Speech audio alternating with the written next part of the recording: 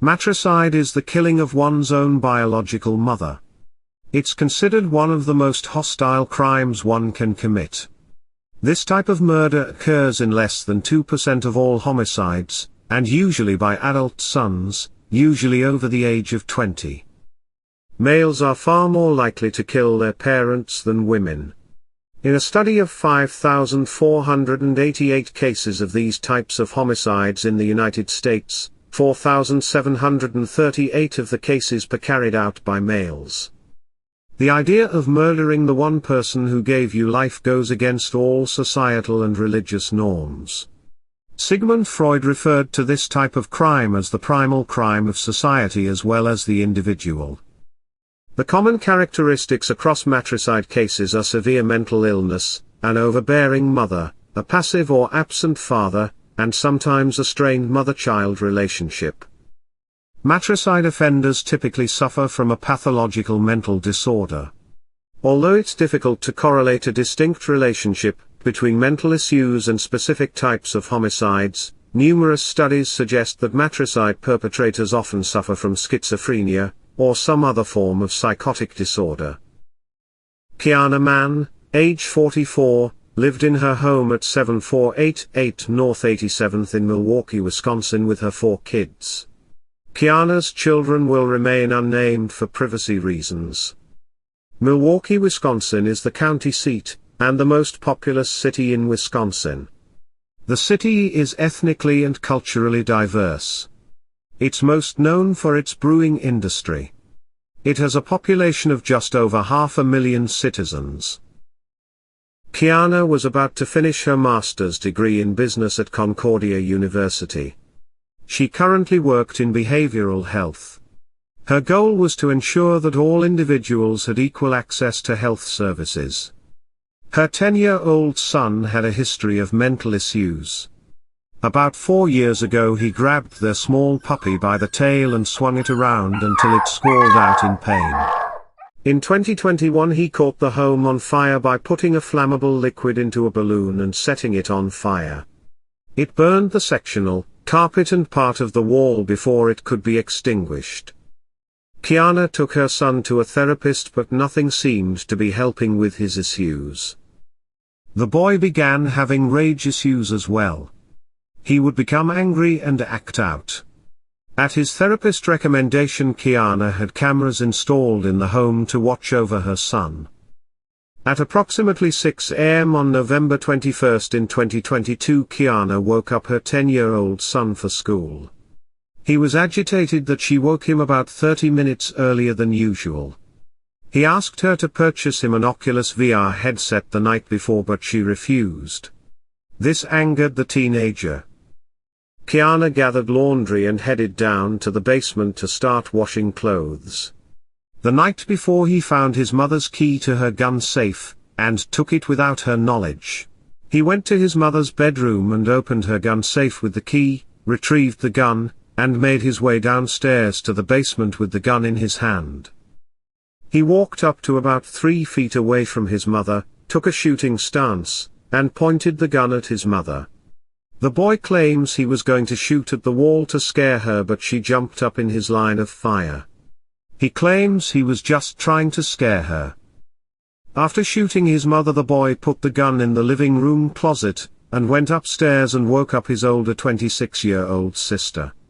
He told his sister that he accidentally shot their mother. She ran to the basement, and discovered Quiana was already dead. She immediately called 911. Police and an ambulance was rushed to the home, where they found Quiana Mann dead from a single gunshot wound to the face. She was beyond life-saving measures. The child was taken to the police station for an interview. He told the police that the shooting was an accident. He said that he went down to the basement where his mother was doing laundry. He claimed he was twirling the gun around on his finger when it just went off. That he just wanted to point it at the wall and scare his mom by shooting at the wall, but she jumped up in front of the gun as it went off. Police initially ruled the shooting an accident. The next day, Quiana's sister, Rhonda Reed, picked up the boy from the police station and took him back to her home with his siblings. While at her home he went onto his mother's Amazon account, and used her credit card to order an Oculus virtual reality headset. Family members probed the teen. He admitted that he was angry that his mother wouldn't allow him to get an Oculus VR headset, and he was also mad because she woke him up 30 minutes early. Later that evening he noticed his grandmother crying and said, "I'm sorry for killing my mom, but when will my package arrive?" The aunt called the police and told them what her nephew admitted to. She also advised the police that the boy had a long-running issue with rage, often acted out, and was undergoing therapy. Police picked up the teen, and in another interview, he admitted to killing his mother on purpose. He said he retrieved the gun because he was mad at her, so he got the keys the night before from her room. The next morning he got the gun from her safety box, and went to the basement where he knew she was doing laundry.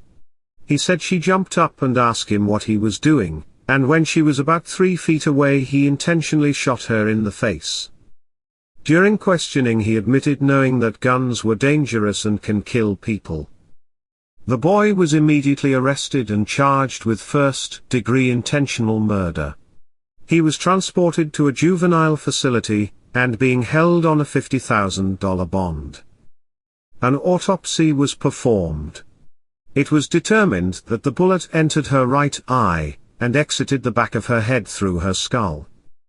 The boy underwent 2 reviews by psychologists ordered by the Milwaukee County Circuit Court Judge Jane Carroll.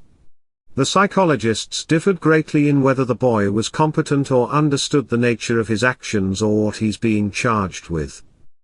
The boy's defense attorney claimed that she did not believe that the teen would be able to assist in his own defense. The Milwaukee County prosecutor Sarah Valchmit told the court that the boy knew his case was in adult court, that he knew his case was a felony, and he knew that there were 2 types of cases, felonies and misdemeanors, and he knew it was serious. In the state of Wisconsin, children as young as 10 can be charged as adults for specific severe crimes, and intentional murder falls within that criteria. However, the judge ordered him to be tried as an adult, saying he had demonstrated an ability to comprehend and learn what was happening around him, and he had not received a major mental diagnosis. Quiana Mann, Quiana's mother, said she has not talked directly to her grandson since he was arrested. She said, "He took something very precious from me." She said she hoped someday she might be able to. Because she's supposed to be here. I can't believe he did it. He needs to pay for what he done. Rhonda Reed, the boy's aunt, said she spoke with the boy in custody, and he said he didn't remember the shooting of his mother. He changed the subject to his devices and games. She said her nephew has a long history of mental health issues. When her sister was murdered, her nephew was going through treatment for mood disorders. She said at that time he reported that he heard multiple imaginary voices. She said the therapist ordered he needed less time on electronic devices, especially violent games. Reed told reporters that her sister was doing what they recommended. She limited his access to his electronic devices and violent games. She also installed cameras around the home to watch her son due to his diagnosis. He was upset about these devices being taken. I don't think he understands the brevity of what he did. When he calls, he's just like, make sure like all of my tablets and my laptops and everything that is mine is properly packaged. I do understand how they were able to come up with that type of charge. The boy's trial date has not been set yet. A GoFundMe was created by Quiana's sister, Rhonda Reed, to help pay for funeral and burial costs. It has raised nearly $17,000. Funeral services were held on December 7 in 2022 at the Holy Temple Firstborn MBC in Milwaukee, Wisconsin. Research indicates that there are typically 3 types of scenarios where matricide occurs. One involves a very abusive parent, and a child who just snaps. The second occurs when the child has an untreated or underrated mental illness. And the third is when an antisocial child kills to get insurance money or some other monetary gain. According to research, most incidents of matricide are unplanned and occur with little to no warning, usually after an argument or disagreement of some sort. Experts believe there's no way to identify and prevent these types of murders. It's believed that in some cases there are signs prior to murder, such as worsening of psychiatric symptoms and an increase in hostility to family members. Some red flags to look for. Low educational attainment. The child has no interest in school or grades. Impaired attachments. The child has difficulty in forming close emotional relationships. Mood instability. An intense and sustained shift in moods. Neurobiological vulnerability. This is an individual's unique susceptibility for suicide or murder based on their environmental and psychological past, especially early childhood. Quiana Mann's son had a history of anger and mood disorders. He was known by the family as a very troubled child.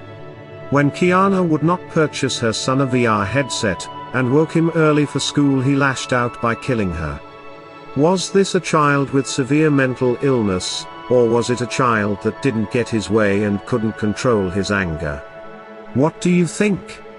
May Quiana Mann rest in peace. If you or someone you know is depressed, please seek help. You are not alone.